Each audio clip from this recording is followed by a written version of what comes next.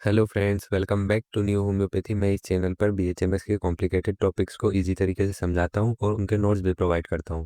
तो अगर अभी तक आपने मेरे चैनल को सब्सक्राइब नहीं किया हो तो सब्सक्राइब कर लो और नोट्स के लिए टेलीग्राम ग्रुप को ज्वाइन कर लो। लीडम पाल आज की मेडिसिन का नाम है। सोर्स क्या है? प्लांट किंगडम की मेडिसिन है। कॉमन नेम मार्च टी के नाम से जानते हैं। Family Ericaceae prover. Doctor Hahnemann. Duration of action medium acting medicine है।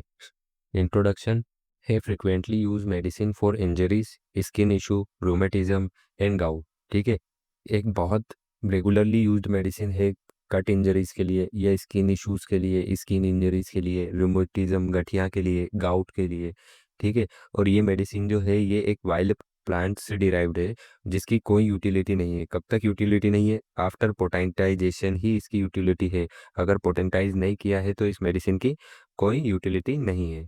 क्लिनिकल यूसेस एसीटीज के लिए, अस्थमा के लिए, ब्रूइशनेस के लिए, वाउंड्स के लिए, गाउट और रूमेटिज्म के लिए, स्किन अफेक्शन के लिए, वाउंड्स के लिए हम इस मेडिसिन का यूज़ करते हैं। स्फेयर ऑफ एक्शन ये मेडिसिन मेनली एक्ट करती है स्किन पे, सीरस और म्यूकस मेम्ब्रेन पे, फाइब्रस टिश्यू पे, सर्कुलर सिस्टम पे, जॉइंट्स पे।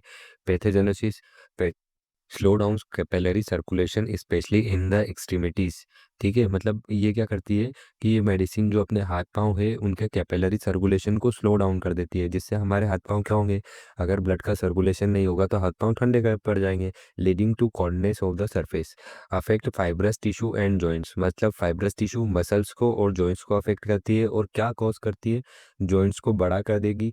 नोसोसाइटिस मतलब कि गांठ लगा देगी, गांठ गांठ पड़ जाती है ना, वो गांठ पड़ जाएगी। गाउट स्टोन को भी अफेक्ट करेगी।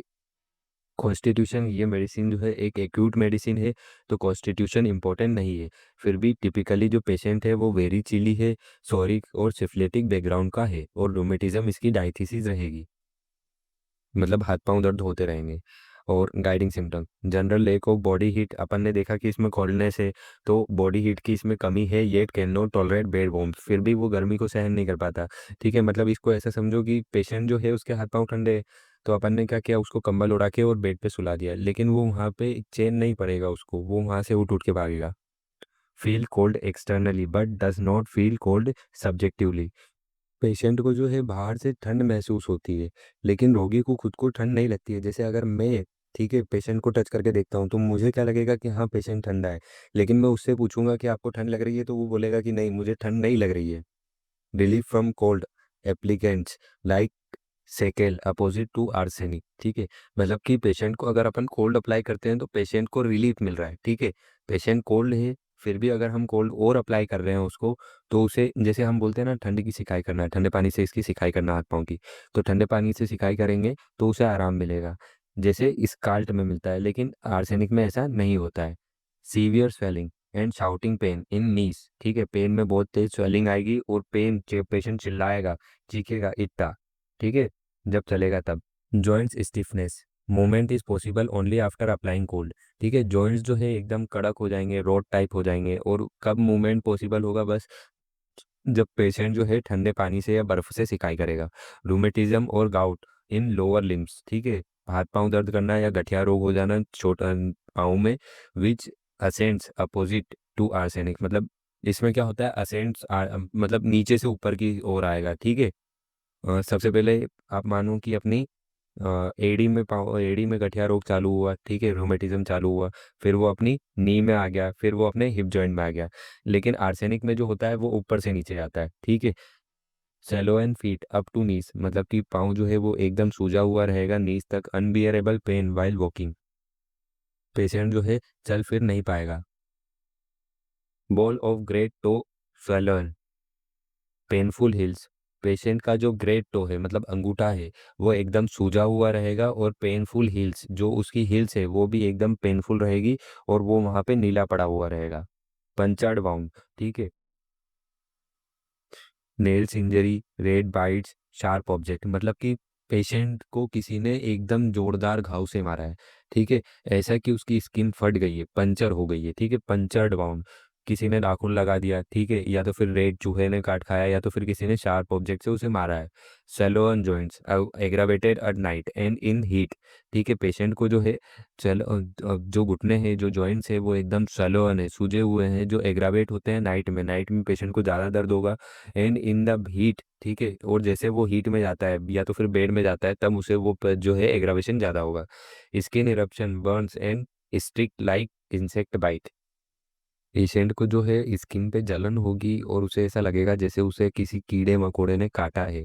इमिसिएशन of a affected part after infected nerve injury, patient को अगर नर्व में लग गई है, ठीक है, जैसे अपन एक एग्जांपल लेके मानते हैं कि किसी पेशेंट कोई गिर गया, ठीक है, फॉल फॉल हो गया, पेशेंट गिर गया, तो उसको क्या हुआ कि हाथ की नर्व में इंजरी आ गई।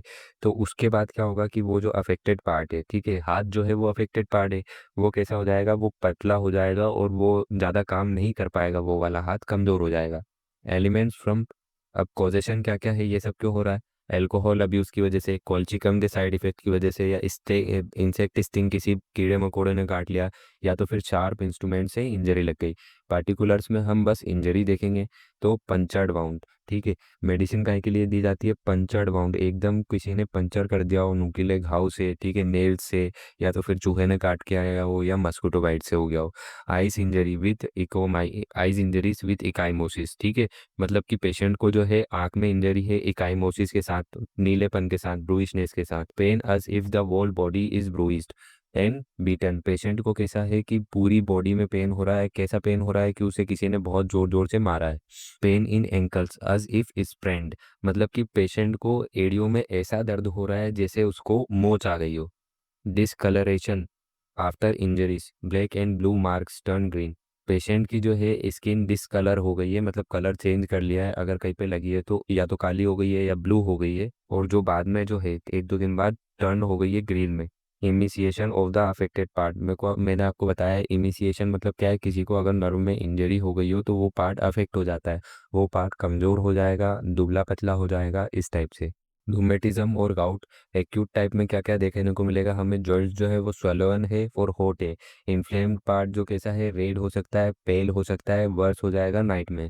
पेशेंट जो है वो डिसलाइक करेगा काय काय को, बेड वॉर्म को, और प्रिफर कवरिंग। क्रोनिक टाइप में पेनफुल swollen जॉइंट्स है और हार्ड नोडुल्स है, नोडुल्स हार्ड हो चुके हैं, ठीक है, नोड्स जो है वो हार्ड हो चुके हैं। First affected the feet and hands, patient को क्या है कि नीचे से ऊपर की ओर आ रहा है, ठीक है, फीट पहले अफेक्ट होंगे और उसके बाद हाथ अफेक्ट होंगे। पेनफुल पेरियोस्टियम, ठीक है, बोन की जो कवरिंग होती है उसको अपन क्या बोलते हैं? पेरियोस्टियम बोलते हैं, तो वो पेनफुल रहेगी।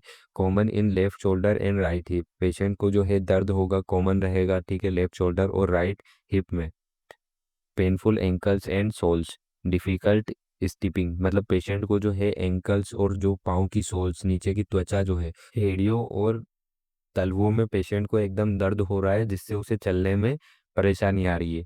Shooting pain in knees while walking, knees में कैसा पेन हो रहा है, जैसे कोई कुछ चुभा रहा हो, इस टाइप में, ठीक है। Joints stiffness better by cold application, patient के जो है एकदम जॉइंट्स जो है वो एकदम स्थिर हो चुके हैं, स्टिफ हो चुके हैं, उनको अब कैसे चलाया जा सकता है? जब ठंडे पानी से सिकाई होगी, बर्फ से सिकाई होगी। Rheumatism gouts begin in lower limb and moves upward, मैंने आपको बताया पहले पाँव में होगा फिर हाथ में होगा।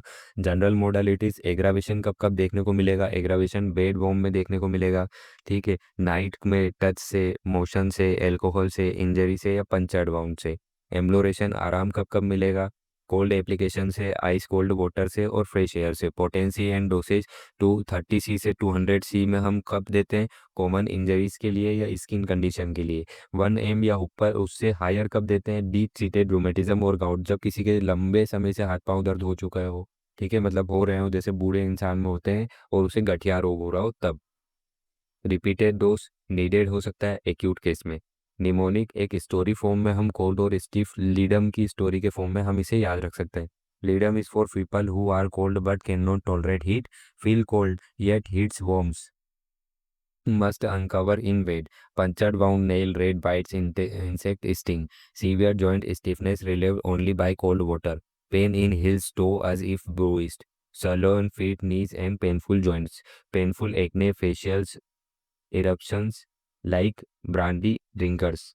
Feel bruisedness all over as if beaten. Black blue bruise turn green. Emaciation after nerve injury. Rheumatism, gout, lower limbs affect first then moves upward. ठीक है, ये अब आप ऐसे याद रख सकते हैं, बहुत अच्छे से याद रख सकते हैं। मैंने एक एक लाइन में पूरा लिख दिया है जो वहाँ पे ब्रीफ पे लिखा हुआ था। अगर ये वीडियो आपको अच्छी लगी हो तो हमारी वीडियो को लाइक करें, चैनल को सब्सक्राइब करें और शेयर करें अपने दोस्तों के साथ, ताकि सबसे ज़्यादा लोगों की मदद हो सके। Thank you.